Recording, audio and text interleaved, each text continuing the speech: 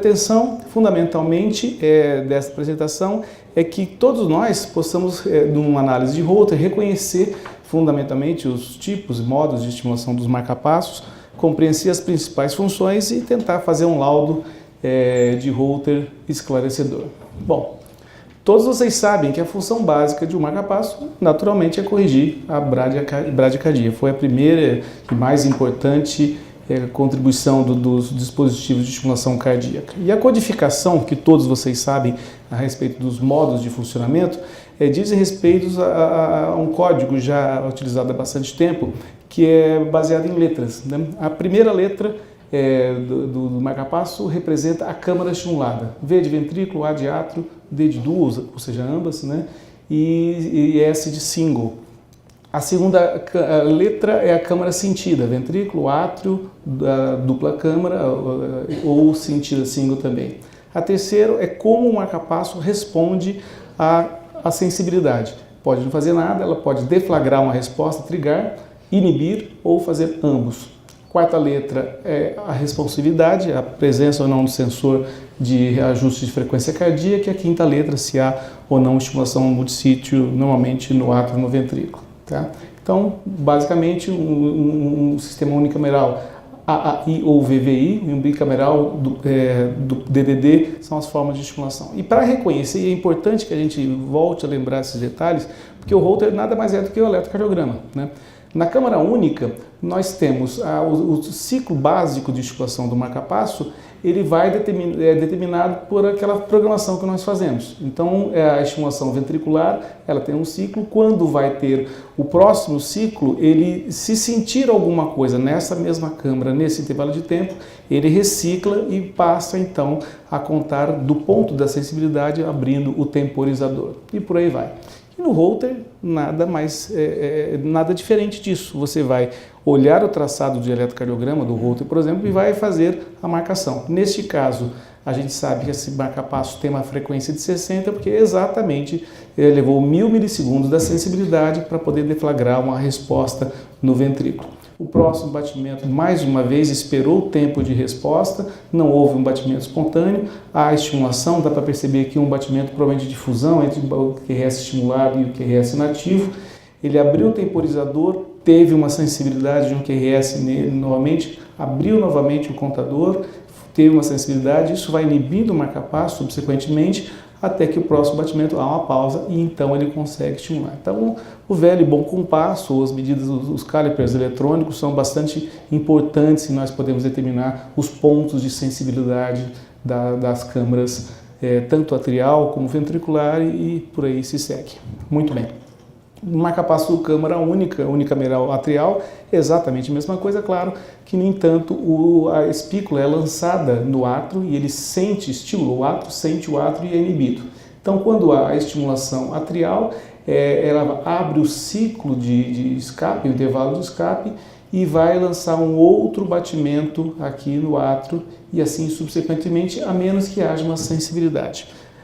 Num traçado contínuo, você tem um ciclo de estimulação atrial, condição AV espontânea. Esse é um traçado de Holter, também da mesma maneira, mostrando que a estimulação atrial, ela, nesse momento, é absolutamente irregular. E neste momento, peço desculpa pela cor, mas o dispositivo original, é uma ectopia supraventricular.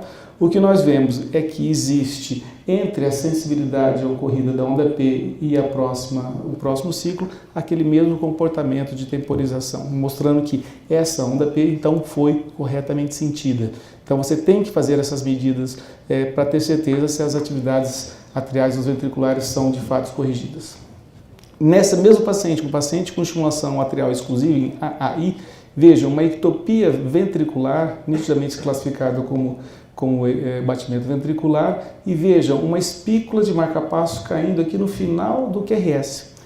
Numa análise superficial, a gente poderia dizer que esse QRS não foi sentido pelo marcapasso, então houve uma falha de sensibilidade. Muito cuidado, porque na presença de uma estimação atrial, AAI, o marcapasso não é pago para sentir o ventrículo, é pago para sentir o átrio. Então, isso não pode ser chamado de falha de sensibilidade quando o canal atrial não tem como sentir a estimação ventricular, o batimento ventricular. Marca-passo dupla câmara, todos vocês conhecem, os tempos básicos deles referem-se aos tempos entre o intervalo AA, VV, o intervalo atrioventricular, o PR eletrônico e o intervalo de escape VA. Tá?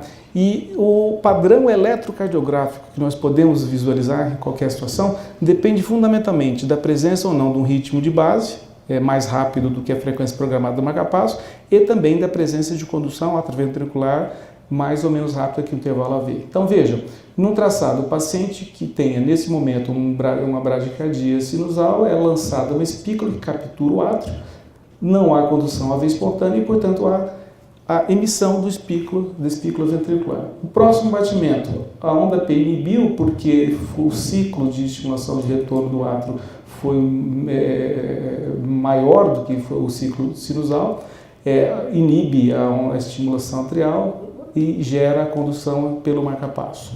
Isso se repete aqui nesse momento, tanto o ritmo sinusal como a condução AV são espontâneas e nesse outro momento você tem a estimulação atrial. Então você pode ter em alguns momentos várias morfologias diferentes de batimento de acordo com essas duas características, presença de um ritmo básico e de acordo com a condução atrioventricular. E você pode, no Holter, como um traçado contínuo, ver situações exatamente como essa. O mesmo paciente tem um momento em que está completamente inibido, porque a frequência está adequada, acima da programação do marca-passo, e a condução AV é normal, o PR desse paciente é normal. Um outro momento em que começa a cair a frequência cardíaca, há o ciclo de escape, o marca-passo lança uma espícula no átrio, há a condução espontânea e o QRS é espontâneo, então estimulando aqui funcionamento em AAI.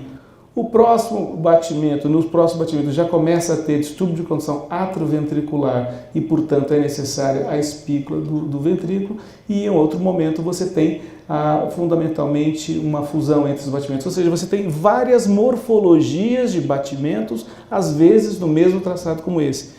Então, ter muito cuidado para dizer que o marca-passo tem algum problema de acordo com a morfologia observada. Tá? O mais importante, há enlace, relação atrioventricular em todos esses batimentos.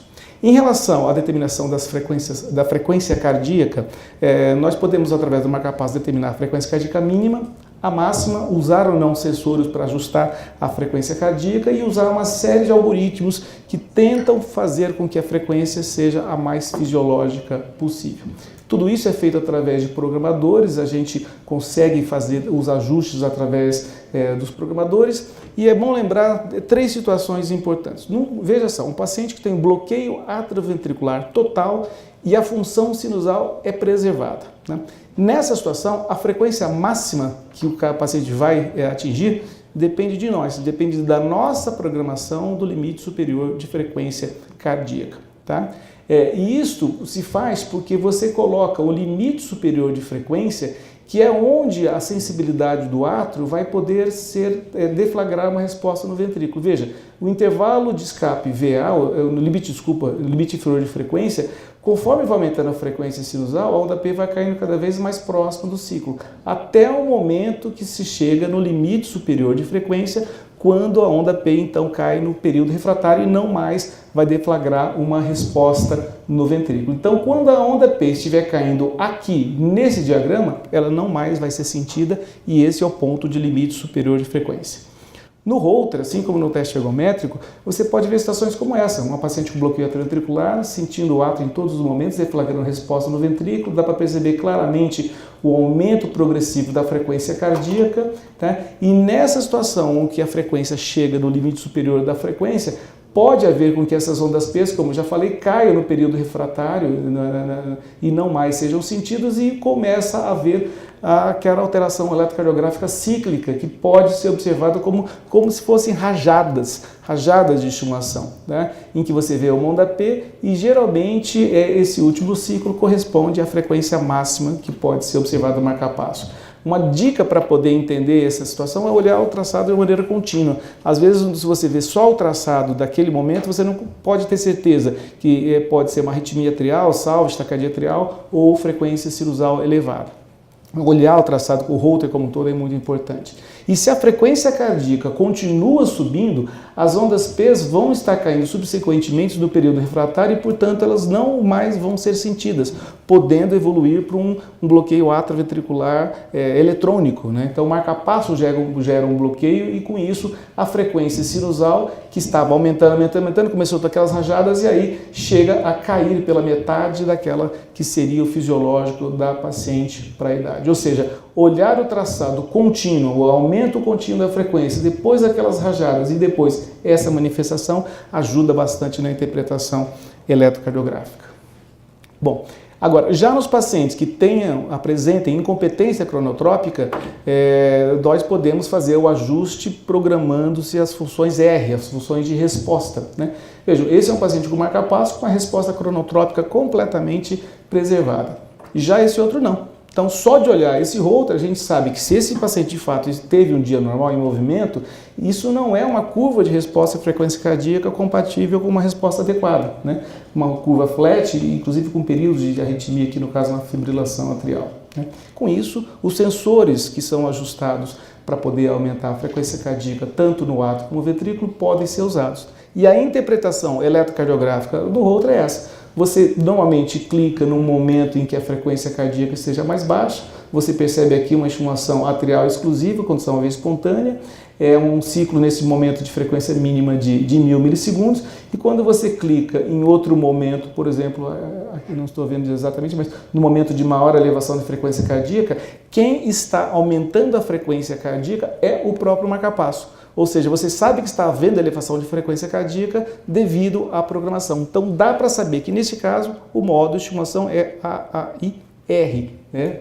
Observando os menores e maior frequência cardíaca.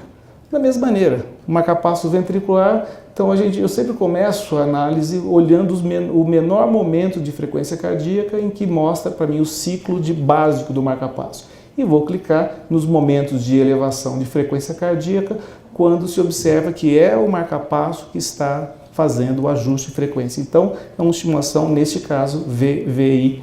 E isso é importante na hora de dar o laudo. Mais uma vez, repetidamente, clico no momento de menor frequência, eu vejo espícula no átrio, espícula no ventrículo, já sei que é um dupla câmara, tá? Nos momentos em que há o aumento da frequência cardíaca, o ciclo de estimulação atrial é que está gerando essa elevação de frequência cardíaca, então é um marca-passo DDDR, e isso é importante se programar. O intervalo atrioventricular é uma coisa à parte dentro da análise eletrocardiográfica dos marca-passos, né? Todos nós sabemos que existe o intervalo AV espontâneo, que é aquela onda P sentida, né? Ou a onda P estimulada.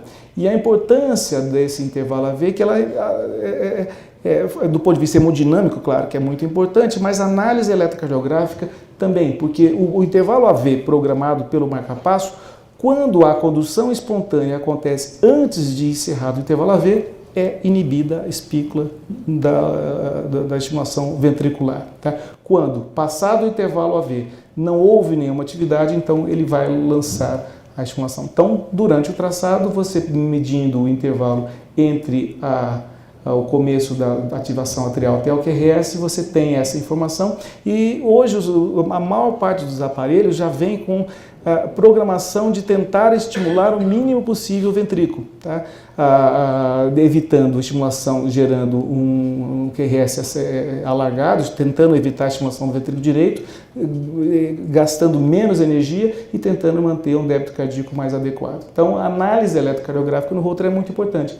Vocês vão ver com muita frequência um paciente como esse, com QRS atrial e ventricular, e em alguns momentos o intervalo AV aumenta um pouquinho e passa a ter a condução espontânea. Isso não é disfunção, isso é a programação de algoritmos, são vários, eu não vou citar cada um deles, mas que tentam permitir a condução AV espontânea. E alguns desses algoritmos são ainda tão mais, vou dizer assim, permissivos em relação à tentativa de evitar a estimulação ventricular, que eles podem trazer uma presença de ondas P bloqueadas.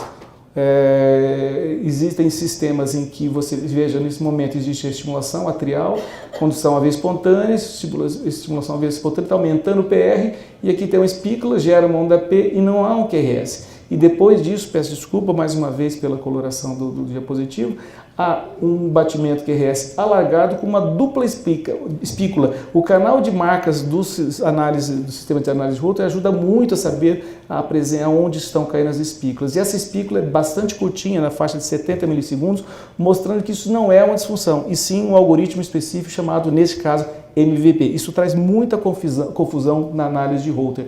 Aqui mais uma vez, e ver que ondas P bloqueadas e depois a presença de espícula muito próxima é uma evidência de que isso não é uma disfunção, não chame de disfunção. Isto é um algoritmo específico. Se ele está bem ou não indicado é uma outra situação que nós temos que analisar.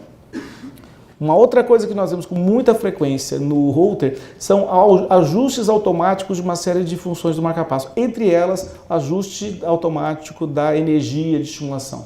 Veja, conforme vai havendo mudança do limiar do paciente, o limiar da determinada câmara pode subir e descer, e antigamente nós colocávamos uma energia fixa. Essa energia fixa gastava demais bateria sem necessidade acima da margem de segurança, e em alguns momentos, quando o limiar aumenta, você pode até utilizar a energia ser insuficiente. Então, os sistemas mais modernos, eles acompanham o limiar e tentam lançar uma espícula ligeiramente acima do ponto de limiar dos pacientes. E com muita frequência, no Holter, vocês vão ver testes de limiar atrial, testes de limiar ventricular, que são caracterizados geralmente por pequenos ciclos de estimulação com intervalo AV bastante curto, às vezes com 2 ou 3 espículas. Uma delas normalmente representa o pulso de backup das câmaras e que dá a impressão de ser arritmias ou disfunção, mas isso não é, são testes automáticos de estimulação atrial ou estimulação ventricular.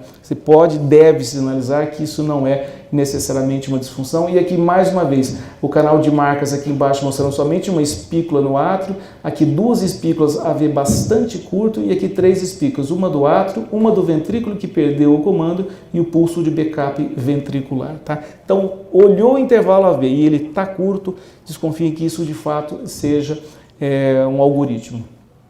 E falar rapidamente de algumas disfunções de marca-passo. É óbvio que quando a gente vê uma situação como essa, com uma falha de captura imensa, o sistema de Holter já por si só já aponta, sinaliza que está havendo pausas grandes em relação aos batimentos QRS, e isso obviamente tem que correr, acho que não tem muito mistério. Mas algumas situações como essa, por exemplo, em que há uma inibição, você percebe que o cara simplesmente desapareceu a atividade ventricular e associado a isso um aumento de ruído na câmara, no traçado eletrocardiográfico, desculpe. Isso é uma inibição por miopotencial que também nós conseguimos visualizar rapidamente pelo Holter. No entanto, as disfunções na câmara atrial são muito mais difíceis, porque o sistema de Holter não analisa onda P, analisa QRS. Então, para o Holter não há nada de errado aqui, há um batimento, é uma extrasístole. Uma extrasístole que foi pintada como sendo verde, como supraventricular. E a gente percebe que, na verdade, o problema não é essa extrasístole. O problema é que as ondas P que vêm deflagrando uma resposta no ventrículo, essa onda P não foi sentida. Não sendo sentida, há uma espícula lançada no átrio que não captura, porque o tecido atrial está num período refratário funcional, né? E o próximo batimento sinusal está caindo aqui dentro e começa a gerar esses batimentos que são classificados como extrasístoles. E isso às vezes é frequente, e o paciente passa a ter palpitação, dá antiarrítmico, começa a fazer um tratamento, sendo que o correto é ajustar a sensibilidade do canal atrial, permitindo com que as ondas P então sejam deflagradas. Aqui, mais uma vez, aquilo que eu estava falando para vocês, desconfiem de batimentos extrasistólicos frequentes no Holter. Sempre procuram falha de comando atrial ou falha de sensibilidade atrial. Tá? Esse outro momento em que, vejam, a espícula do marca-passo caindo aleatoriamente no ciclo cardíaco, não respeitando os batimentos espontâneos. Isso é uma falha de sensibilidade. Se você olhar o canal de marcas, simplesmente o marca-passo está estimulando continuamente, não é falha de comando. Existem batimentos que caem em determinados momentos do ciclo que não geram batimento devido ao fato de que o tecido está refratário, mas e sim é uma falha de sensibilidade. Eu vou falar algumas coisas a respeito das arritmias, do como o marca-passo corresponde às arritmias. Veja, aqui, uma arritmia atrial com condição V espontânea vai inibir o marca-passo. é uma situação como essa. O paciente tem uma arritmia atrial, inibe o marcapasso. Isso é uma arritmia habitual. Não há nenhuma interferência do marcapasso nessa situação. Nesse outro caso, há uma arritmia atrial com a presença de bloqueio atrioventricular e o marcapasso ele é responsável por sentir a atividade atrial e deflagrar a resposta no ventrículo. Essa é uma taquicardia deflagrada, é uma arritmia atrial que deflagra uma resposta ventricular. Depende do marcapasso para levar o impulso elétrico até os ventrículos. Já nessa outra situação, marcapasso dupla câmara com rajadas de estimulação atrial, e vejam que depois dessa rajada desaparece o enlace atrioventricular. Isto é uma mudança automática de modo. E vem uma arritmia atrial, começa a estimular muito rapidamente o ventrículo através do marcapasso, até que em determinado momento ele muda o modo de estimulação e passa então a arritmia atrial não conduz e a estimulação ventricular se faz de uma maneira mais adequada, que é a mudança automática de modo para proteger a ativação ventricular muito rápida, e essa característica da dissociação AV logo depois ela é bastante importante. Tá? Isto tem uma importância prática. Olha o momento da fibrilação atrial, frequência muito elevada, entrou em modo automático, mudança automática de modo e caiu para a estimulação ventricular, e com isso a frequência ventricular ficou mais adequada e mais amena. Tá? Essa última situação, onde há uma taquicardia mediado pelo marcapasso, onde estimula a ponta do ventrículo e sobe retrogradamente pelo nó AV, e isso gera essa característica de uma taquicardia, e todas elas dependentes da estimulação ventricular prévia. Bom, então o laudo que nós normalmente fazemos é o laudo numérico habitual, como é feito, e normalmente eu gosto de falar em relação à qualidade técnica, qual foi o modo de estimulação, VVI, VVIR, DDD, DDDR, as frequências básicas mínima, máxima e média que estão envolvidas, a descrição das arritmias supraventriculares, como normalmente se faz em todas as condições, da mesma maneira arritmias ventriculares. Eu deixo um capítulo, uma linha específica para a presença ou não de disfunções do marcapasso. Se você quiser colocar aqui que foi observada alguma função específica, você pode descrever aqui e anotar o momento que isso aconteceu. A repolarização tem um inconveniente: quando há estimulação ventricular, você não tem critérios para isquemia miocárdica, e a correlação clínico-eletrocardiográfica. Tá? Era isso que eu queria falar, e o meu muito obrigado.